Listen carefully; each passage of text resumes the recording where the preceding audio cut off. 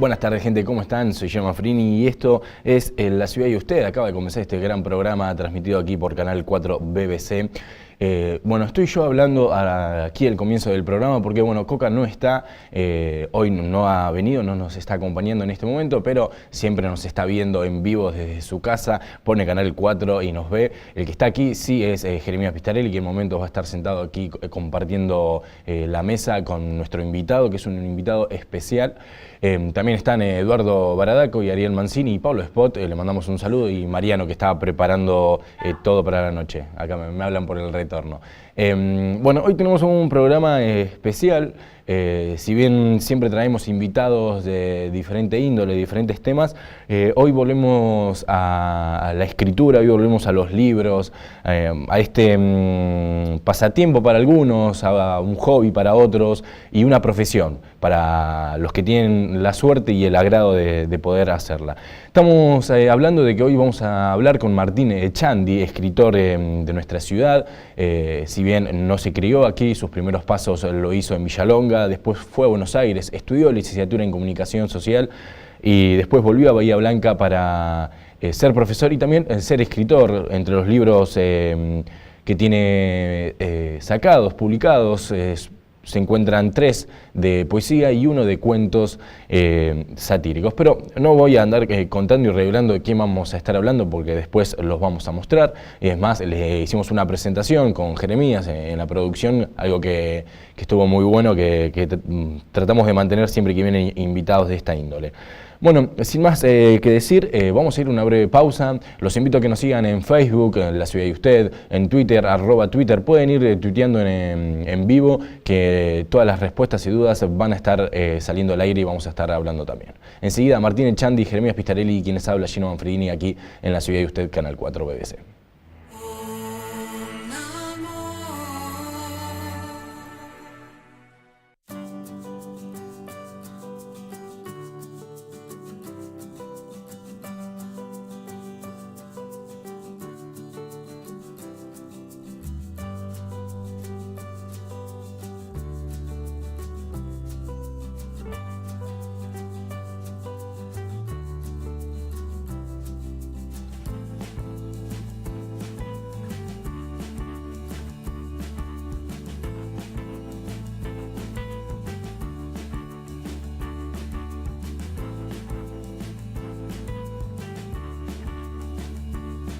El Gran Bonete tiene ese juguete excepcional.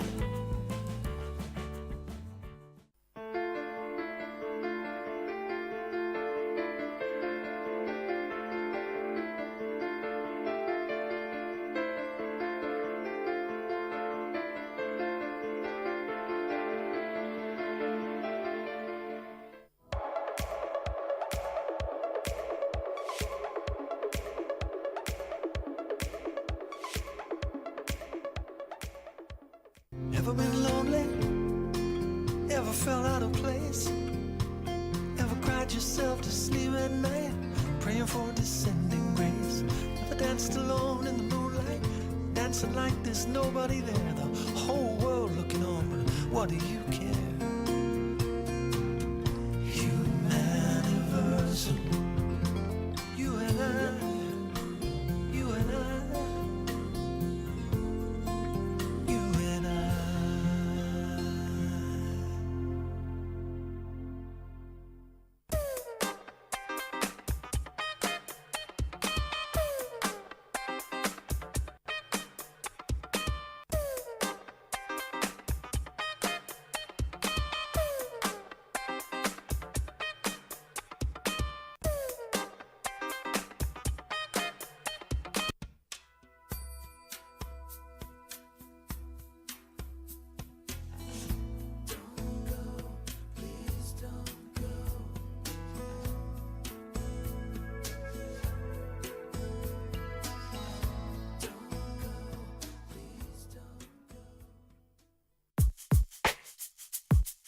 Tu voz presente en 24 bancas. Espacio de representación ciudadana. Honorable Consejo Deliberante.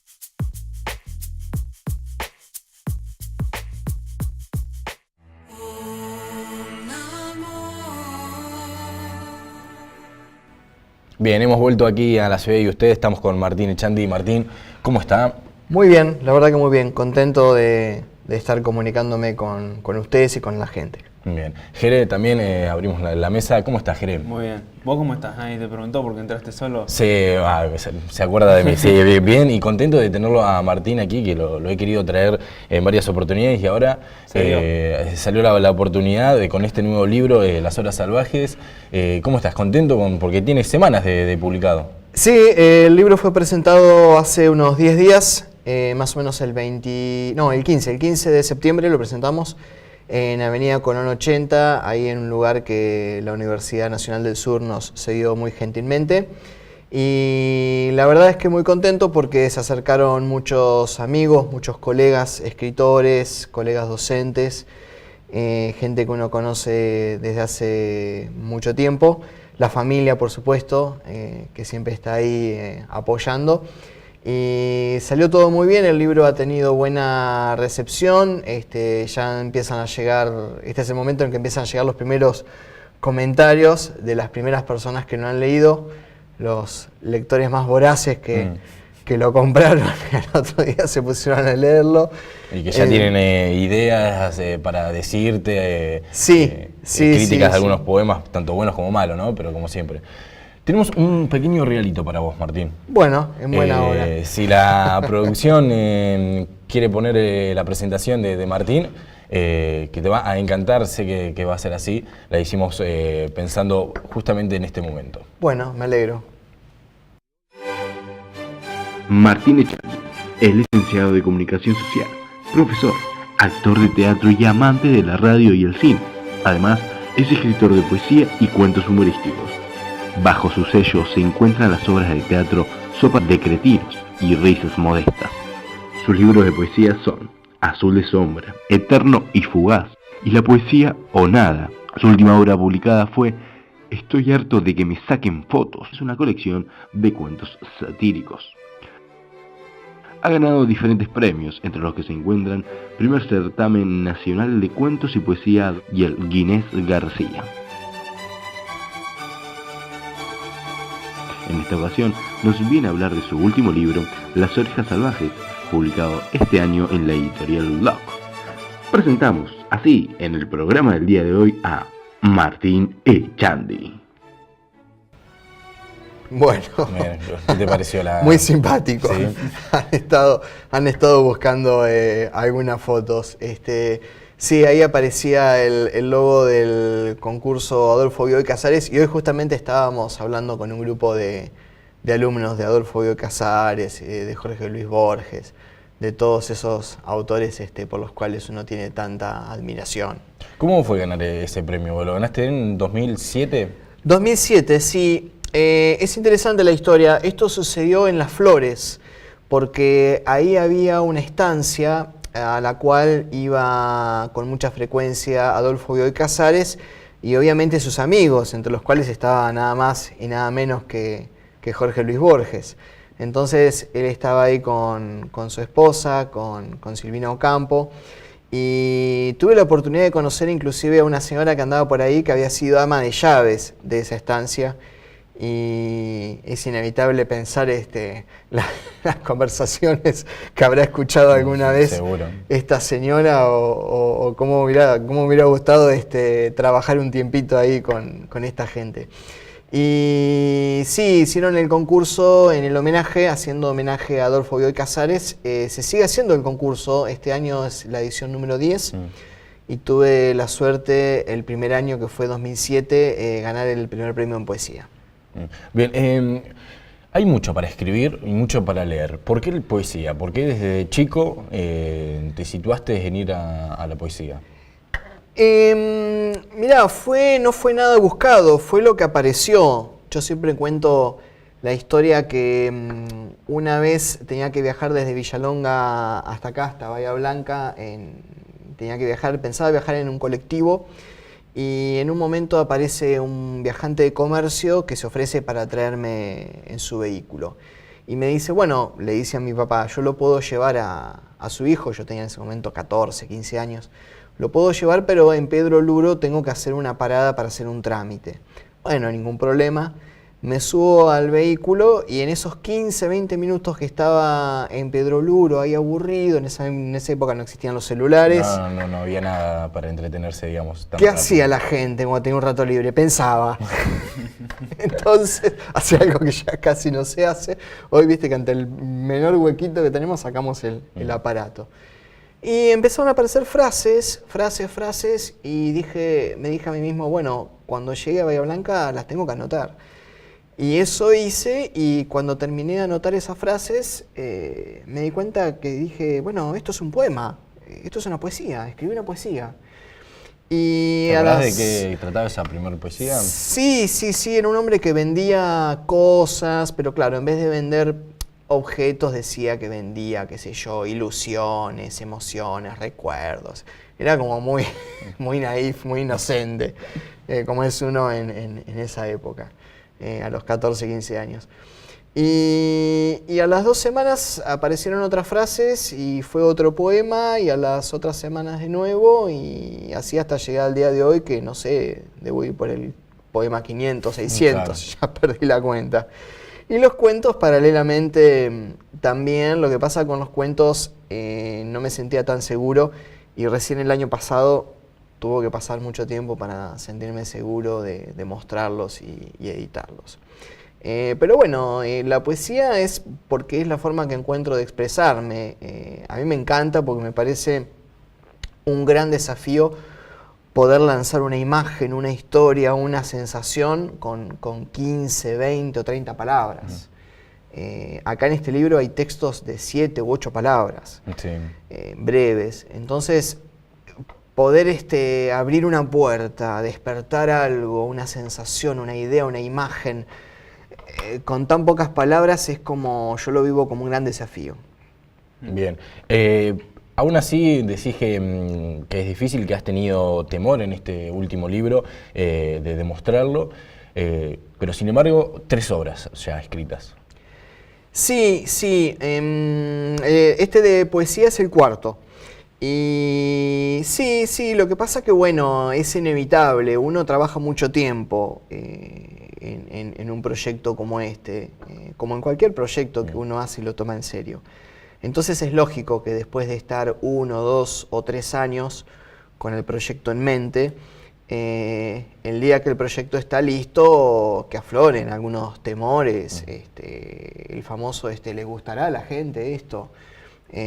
Tanto tiempo que le dediqué a ver si no le gusta a nadie.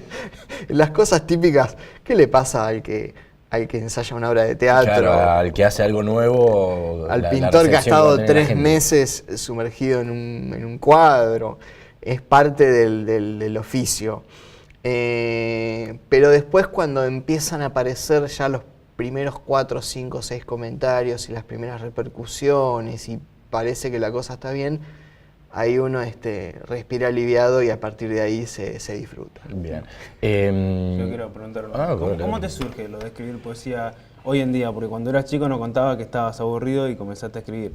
Pero Sí. hoy en día, porque no es lo único que te dedicas, sos profesor también y tenés otros trabajos. Sí. Porque yo lo encuentro como un gran vehículo de expresión y de comunicación. Encuentro que puedo expresarme de una manera muy abierta con la poesía. A la hora de escribir yo siento absoluta libertad. No pienso, esto estará bien, estará mal, gustará o no. El momento de la creación es un momento de libertad absoluta. Después habrá tiempo para corregir, pulir, mejorar. Pero Porque el primer encima, momento tiene que ser de libertad absoluta. Encima hay mucho miedo de capaz que alguien se ofende, ¿no? Con esta frase, con esta palabra, con esta idea. Sí, yo antes tenía un poco más de temores por ese lado. Con los años uno cada vez le va importando No menos. Sí, bueno, se ofendió.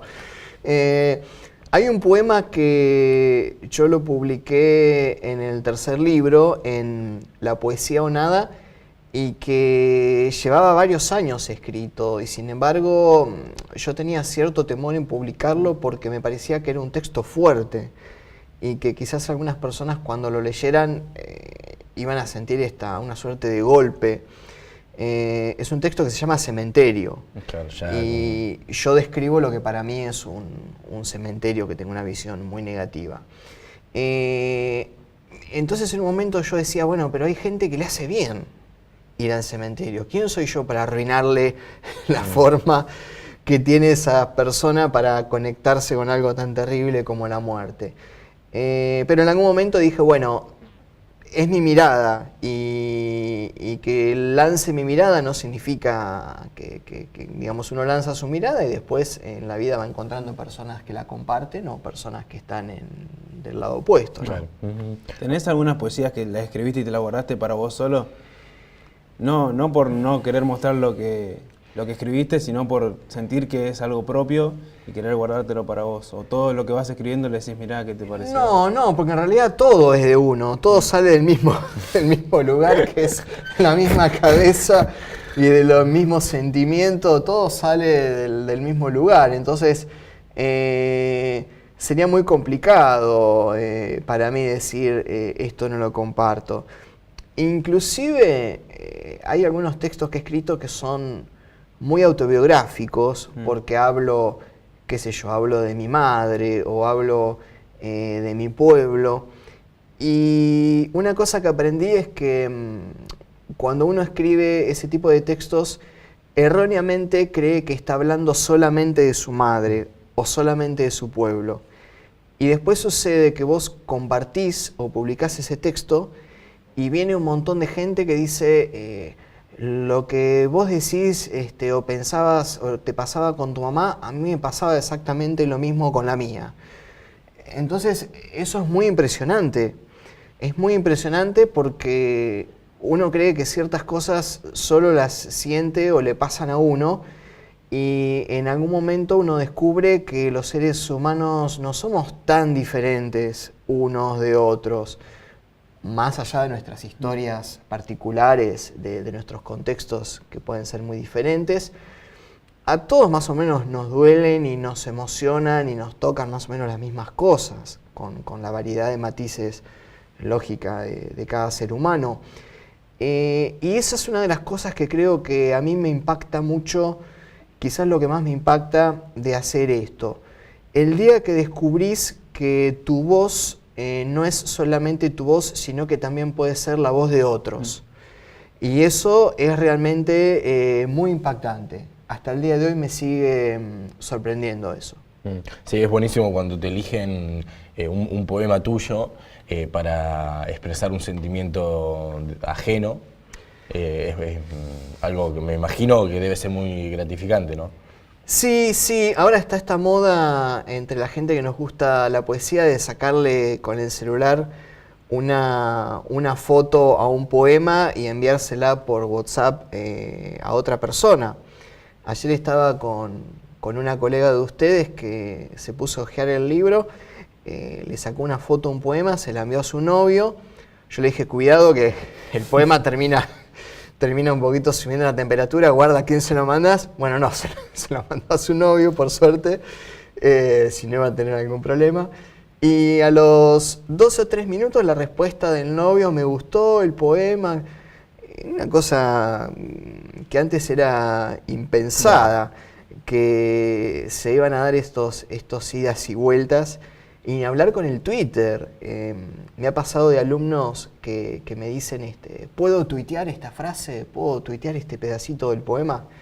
Y yo les digo, bueno, por supuesto que sí, obvio que sí. Nada más lindo que las personas encuentren en algún trabajo de uno una voz o una palabra que sienten que los representa. ¿Vos cómo te llevas con las redes sociales? ¿Las usás o estás alejado? Sí, las uso mucho. Las redes sociales las uso mucho creo que son excelentes para comunicarse con los demás, para reencontrarse con gente, para conocer gente. Creo que no son buenas para informarse, por la gran proliferación de información falsa, anónima, de sitios dudosos, sin chequear. Entonces, como forma de informarme, no. Prefiero ir a portales de noticias o a fuentes que me parezcan más confiables. Porque allí en la publicación aparece inevitablemente la subjetividad de quien la publica. Y entonces tenemos a alguien que, si está enojado con la personalidad pública A, cualquier cosa que encuentre que hable mal de A, se va a subir a ese vehículo. Bueno, igual a muchos medios de comunicación también hacen algo similar. Sí, sí. Con otras intenciones quizás, pero bueno. Sí. En esta vida nadie es inocente, menos en los medios de comunicación. No, pero en las redes sociales todo pareciera como que en las redes sociales nadie en definitiva es muy responsable de nada. Claro, eso sí puede ser. Eso... En el medio, sí, un periodista puede, digamos, hacer que una información sea más o menos tendenciosa. Pero en definitiva, vos sabés, hay un nombre, un apellido y hay un logo de un medio ahí. Sí, se juega mucho la imagen del medio de comunicación, ¿no? Claro, en las redes yo recibí una foto de un tipo que dicen que está en la salida de las escuelas acosando chicos. Y entonces la recibí y la publico. Y el señor capaz que era un hermano del portero de la escuela. Claro. Y nadie es responsable, nadie... Pareciera ser como que todo está permitido, esta cuestión de cierta liviandad y a mi entender falta de responsabilidad. Así que con las redes, más que nada para comunicarme con lectores, con colegas, docentes, por ahí con alumnos, pero a la hora de informarme busco otras vías. Bien. Bueno, nosotros vamos a ir a una breve pausa, ya volvemos aquí con Martín Echandi, que nos va a seguir contando sobre las horas salvajes. También vamos a esperar que nos lea algún poema y muchas otras cosas más. Síganos en las redes sociales, arroba La Ciudad y Usted en Twitter y en Facebook La Ciudad y Usted. Ya volvemos.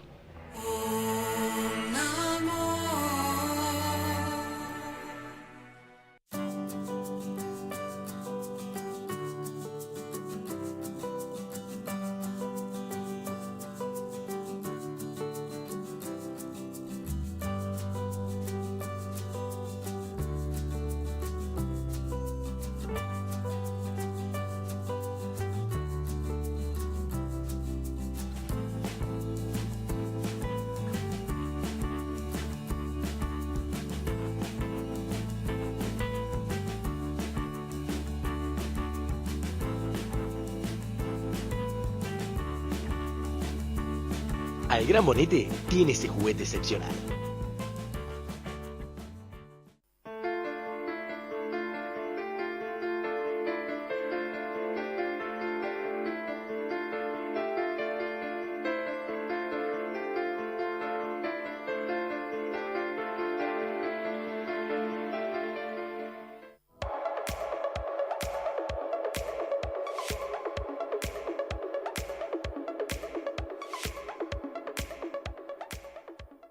Ever been lonely? Ever felt out of place? Ever cried yourself to sleep at night, praying for descending grace? Ever danced alone in the moonlight, dancing like there's nobody there? The whole world looking on, but what do you care? Humaniversal. You and I, you and I.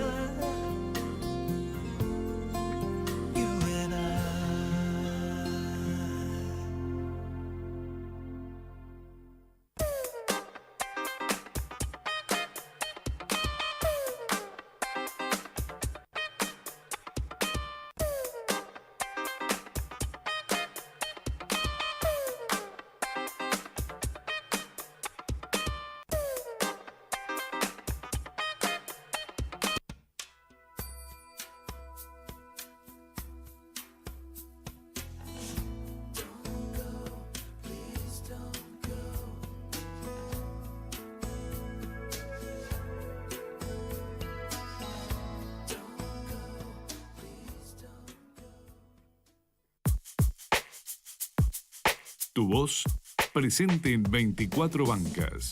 Espacio de representación ciudadana. Honorable Consejo Deliberante.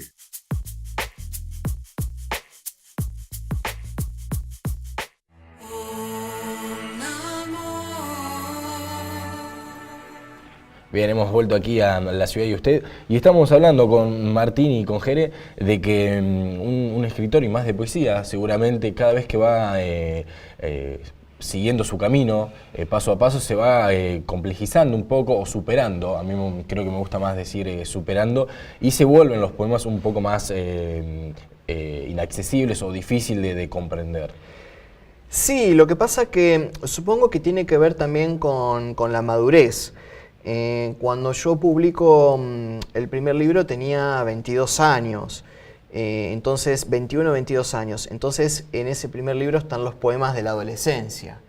Luego cuando sale el segundo ya estaban los 28 años, ya es el momento que uno ya ha entrado en la adultez, entonces ya en ese libro aparecían más las preocupaciones que tienen que ver más con ese momento. En el tercero siguen apareciendo cosas más complejas y ahora el cuarto que me encuentra ya en los 40 años, donde las preocupaciones son otras y los pensamientos que uno tiene quizás sí, producto de la madurez y de las cosas que va viviendo, quizás se vuelven un poquito más complejos, ¿no? ¿Tenés alguna cosa que te inspira a escribir, una musa, digamos, o son más bien de escribir las cosas que te van pasando? No, yo el disparador siempre es una idea. Siempre es una idea que a veces es una imagen. Yo trabajo mucho con imágenes. Vos me hablabas recién mencionaste Eterno y Fugaz, que es el segundo libro, y en algún momento podés leer un poema donde se habla de un placard de huesos rojos. Permanentemente están estas imágenes, a veces oníricas, si se quiere, ¿no? Muy surrealistas, pero están. Y supongo que eso debe tener que ver con el tema de que a mí me gusta muchísimo el cine. En algún punto debo ser un director de cine frustrado.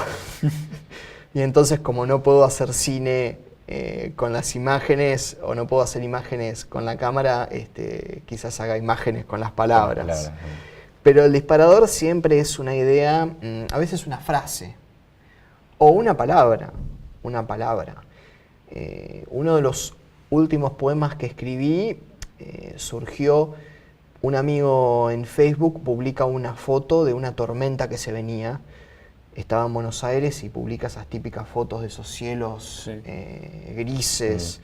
Encima vieron que con todas las cosas que están pasando, antes una foto de una tormenta no pasaba nada, ahora sí. Es una foto de una tormenta y todo el mundo mucho, sí, lo toma como más en serio.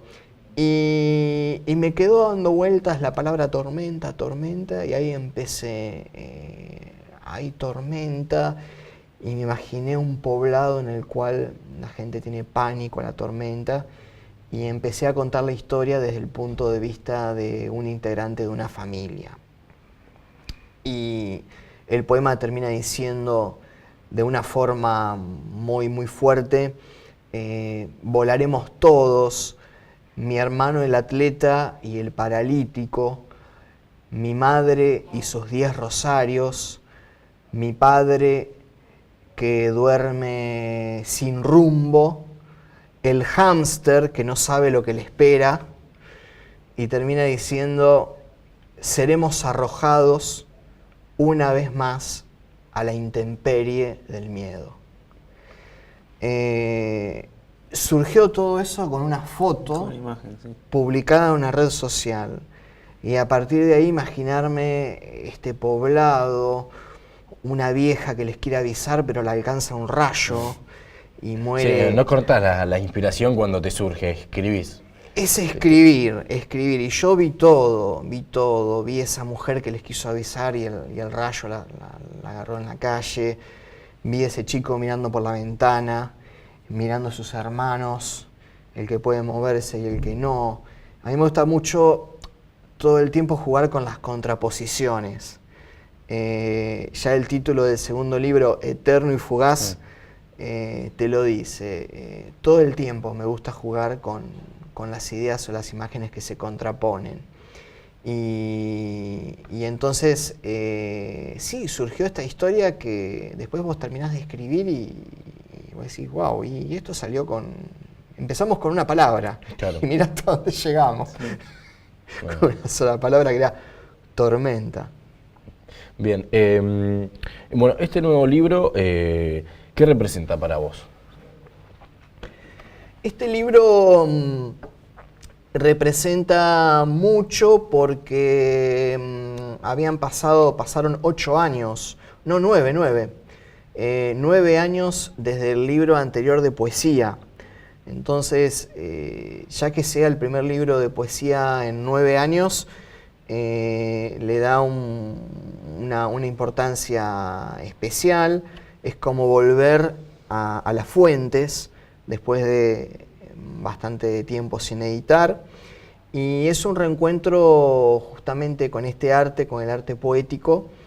Y nuevamente la posibilidad de saber que es un libro... Siento que cada libro que va saliendo tiene más trabajo que los anteriores.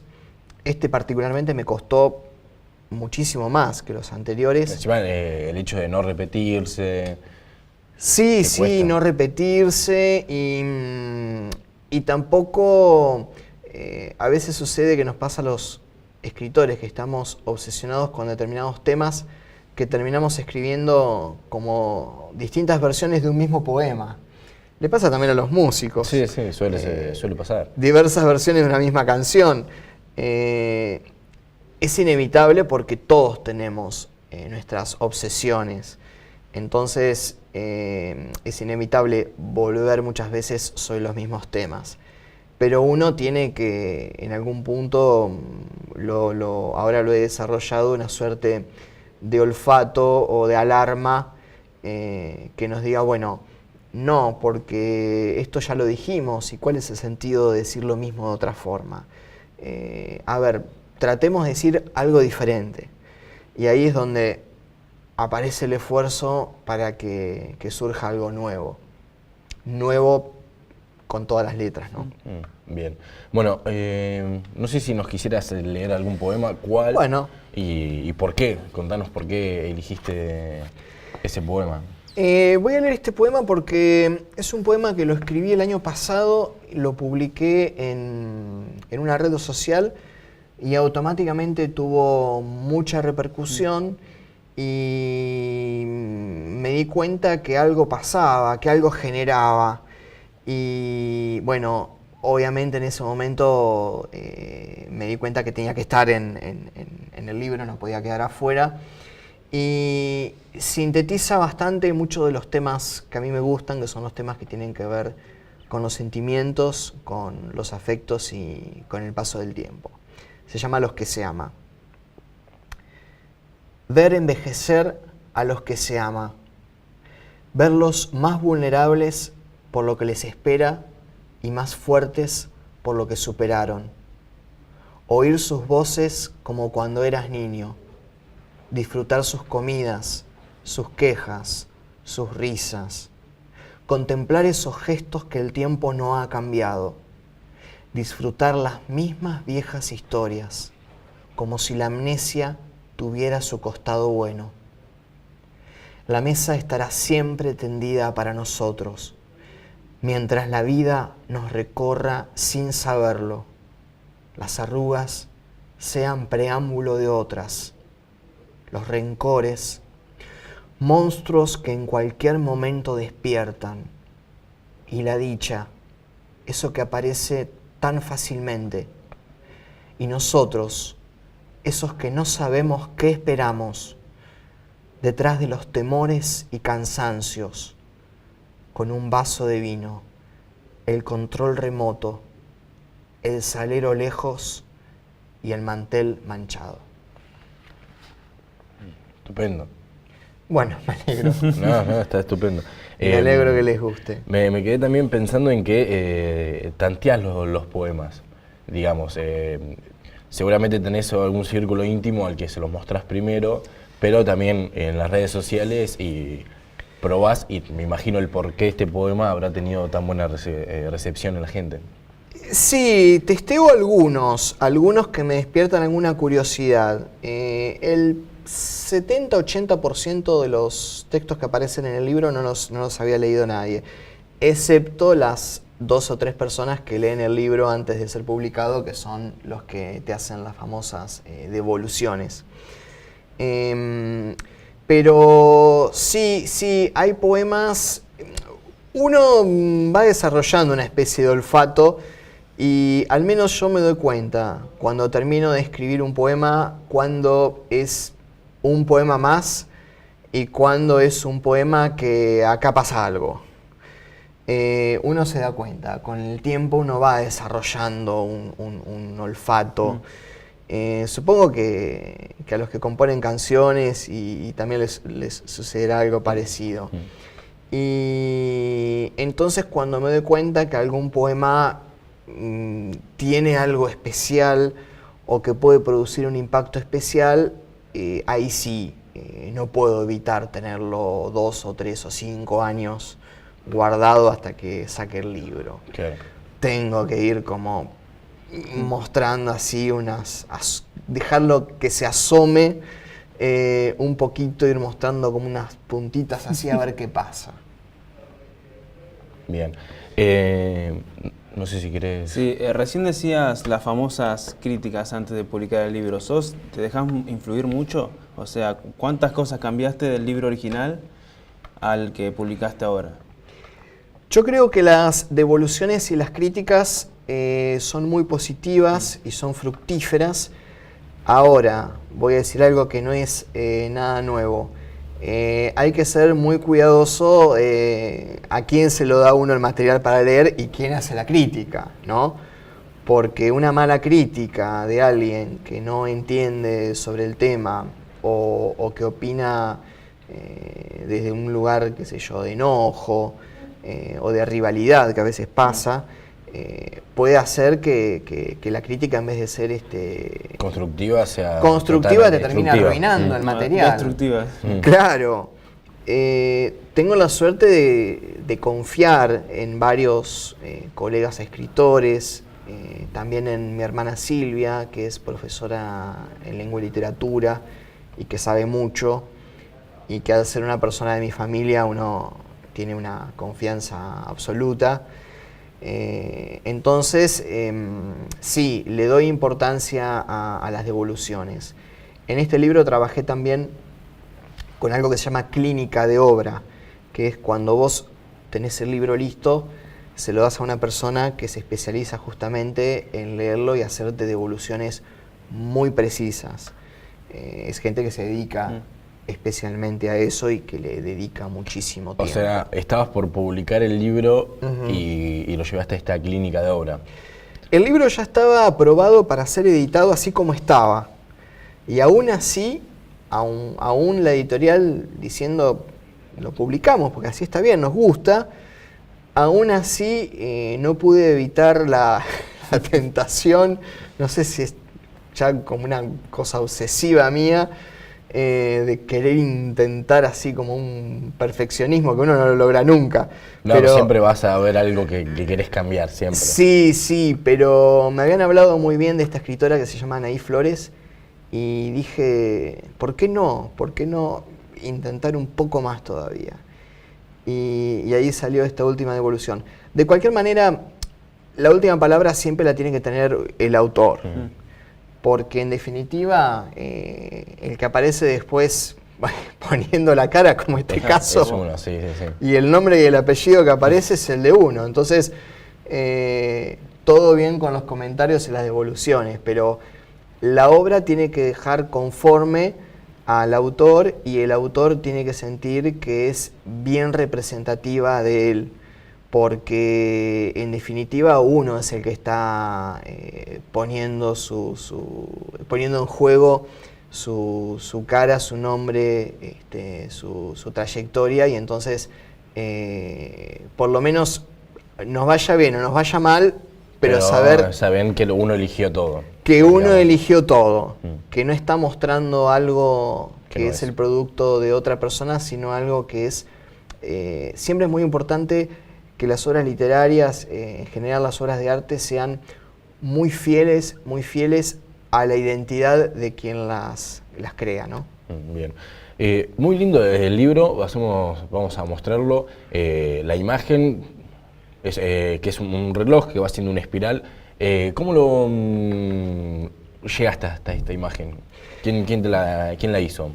Es una creación de un amigo, colega escritor, Rubén Rizzo, de Buenos Aires, un gran escritor. Acá la cuestión, él también es diseñador gráfico. Acá la cuestión es que él se especializa en el género terror.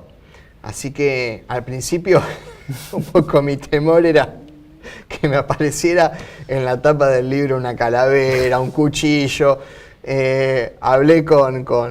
Me comuniqué con Rubén y bueno, quedó claro que era un libro de poemas.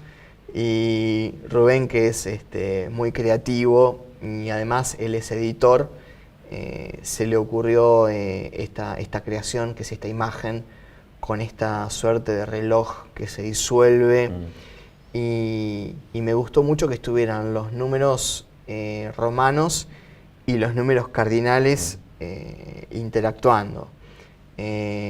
Así que sí, me gusta mucho y por momentos me hace acordar a esta obra de arte de Dalí que creo que se llama La persistencia del tiempo. Sí, donde están los relojes derritiéndose. Los famosos relojes que se derriten. Bien. Nosotros tenemos que hacer una breve pausa. Ya volvemos en este último bloque del programa que se está volando aquí con la extensa sabiduría, porque la verdad que creo que el que escribe poesía tiene que tener bastante conocimiento y cultura, me parece a mí. Es una pequeña observación. Bien, vamos a una pausa, ya volvemos con más La Ciudad y Usted.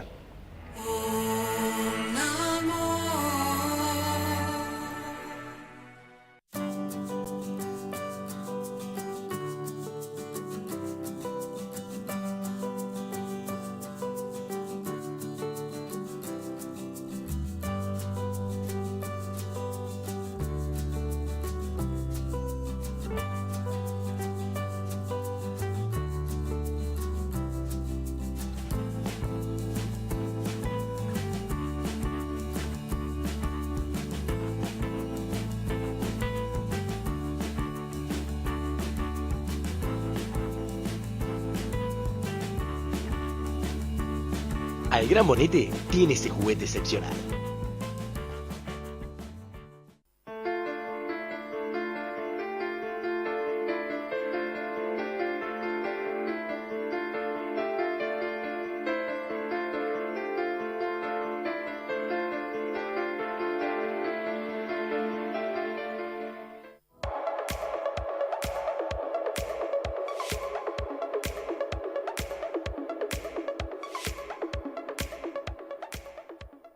Ever been lonely?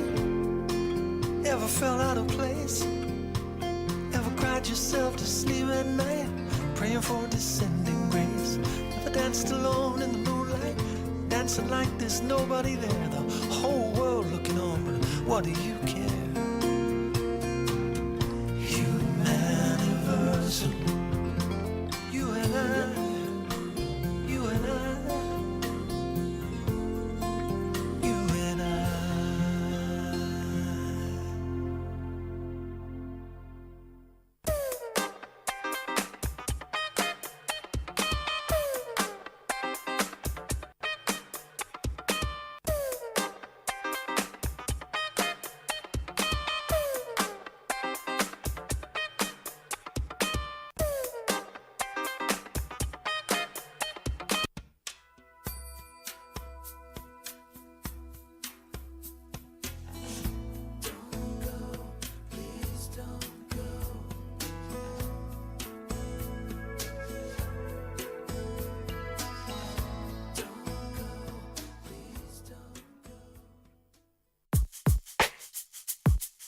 Tu voz presente en 24 bancas. Espacio de representación ciudadana. Honorable Consejo Deliberante.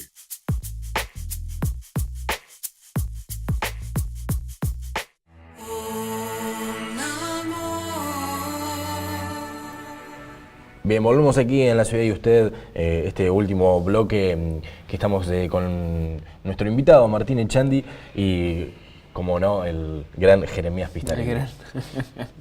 Bien, Con el gran Gino también. Ya que estamos. Bueno, hoy estamos así, vamos y venimos con Un ida y vuelta. un feedback. Bien, bueno, hablamos también que tenés otra profesión, además de ser escritor, y la pregunta que quiero hacerte es, ¿no sentís que tenés ganas de dejar quizá estas otras profesiones y volcarte de lleno a escribir? No, porque es cierto que a veces me gustaría tener un poquito más de tiempo para escribir. Me pasa de empezar un cuento y que quede inconcluso y quizás lo termino a los 2 o 3 años. Claro. A veces me gustaría ser un poquito más ordenado y poder disponer más de tiempo.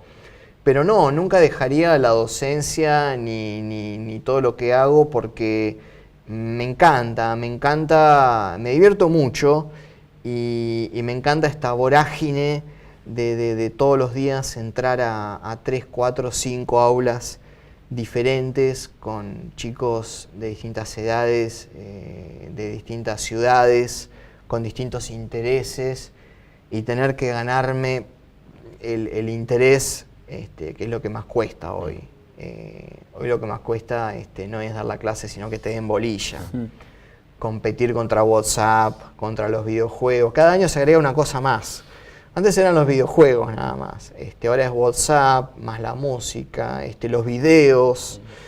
Entonces, hoy lo más difícil es lograr hay que crear la atención. Un contenido para tener la atención, básicamente. Sí, pero yo disfruto mucho la docencia. La docencia me demanda mucha energía, pero también me da mucha energía. Es un ida y vuelta. Yo con los adolescentes me divierto mucho y siento que así como yo les doy mucho a ellos, ni hablar los adultos, ellos también me dan mucho de ellos a mí, entonces eso genera como una energía que lo mantiene a uno en permanente movimiento. ¿Le dedicaste alguna poesía a tus alumnos? No, debe ser que estoy tanto tiempo con ellos. Que cuando escribís te desconectás totalmente. Después de 7 u 8 horas, o a veces 9 por día, durante todos los días, supongo que cuando me siento a escribir quiero, especialmente con los cuentos, deliro totalmente. Sí, no aparecen tanto los alumnos en los poemas. Sí, en los cuentos te alejás de la poesía y sos más humorístico. Sí, la mayoría de los poemas me salen serios y la mayoría de los cuentos me salen cómicos. El año pasado yo decía un poco en chiste y un poco en serio que cuando me pongo serio escribo poemas y cuando me quiero hacer gracioso me siento a escribir algún cuento. Pero eso... Se da, digamos, fluye así. Sí. Mirá, esta semana por primera vez en mi vida sucedió algo para mí extraño, que es que logré terminar de escribir un primer cuento de terror. ¿De terror? De terror, por un concurso. Mis amigos que escriben cuentos de terror, Patricio Chaija, Fabio Ferreras, escritores geniales de acá de la ciudad, ellos participaban de este concurso. Rubén, que hizo la tapa, también. Y yo sentía como que mis amigos van a participar y yo no. Claro, ¿viste cuando sentís que un cumpleaños que no te invitan? Un poco marginado, sí. Que te quedás afuera. Sí. Y dije, voy a intentarlo y apareció una historia ahí muy truculenta. La envié, vamos a ver qué pasa. Pero para mí, independientemente de lo que suceda, el haber participado, ya la alegría es haberlo hecho. Claro. La felicidad para mí, entre comillas, el logro es haber puesto el punto final. Claro. ¿Y se lo mostraste a ellos? No. Todavía no. Por ahí más adelante lo voy a seguir trabajando y vemos. Le tengo fe. Yo cuando no le tengo fe a una obra, esa obra jamás la conocerá nadie. Siempre cuando una obra es mostrada es porque un mínimo de confianza uno tiene en que eso puede funcionar. No, bueno, que va a ser horrible, porque es de terror, no. No, un chiste. Pero bueno, no sé qué más que querés contarnos del cuento, perdón, de los cuentos no, ya lo terminamos, digo, de la poesía de este nuevo libro que la gente tiene que saber. Que vos, aquel que nos está viendo dice, lo compro o no lo compro, lo leo o no lo leo. Mira, no voy a vender el libro en particular, porque es un libro entre muchos que hay y hoy realmente se está escribiendo muy buena poesía, hay muy buena poesía, hay toda una camada de autores de poesía jóvenes de entre 18 y 40, 45 años que están escribiendo unas cosas geniales. Hace poco me llegó un poema de una escritora peruana, el poema era una maravilla y cuando termino de leerlo decía, creo que se llama Valeria Marroquín y entre paréntesis figuraba solo el año de su nacimiento, 1999. Y casi me caí al piso porque dije, tiene 17 años esta chica, 18, y era su primer libro, ya publicando un libro y unos poemas geniales, con una madurez y una calidad que a otros autores por ahí les puede llevar años. Y entonces lo que voy a vender es la poesía, lean poesía. La poesía ofrece la posibilidad de hacernos pensar, de emocionarnos, de reconciliarnos con nuestros sentimientos. ¿Cuántas veces sentimos cosas que no podemos poner en palabras? Y allí aparece la poesía para darnos esa posibilidad de en 1, 2 o 3 o 4 frases poner en palabras eso que nos está pasando y que no sabemos cómo expresarlo. Así que el consejo en realidad serían lean poesía, que hay mucha y muy buena. Bien, ahí llegó Dani, nos está diciendo que tenemos que ir cortando, pero bien, la última y cortita. ¿El mejor poema que leíste o el que más te impactó? Uy, es difícil, hay tantos buenos poemas, pero uno que siempre me puso los pelos de punta y uno que me deja sin aliento y uno que es una bofetada y una sacudida terrible, es como si te agarraran y te sacudieran, es el gran poema de Borges, creo que se llama El remordimiento, que empieza, fíjate lo que son los 2 primeros versos. Él dice en esos 2 primeros versos, he cometido el peor pecado que un hombre puede cometer, no he sido feliz.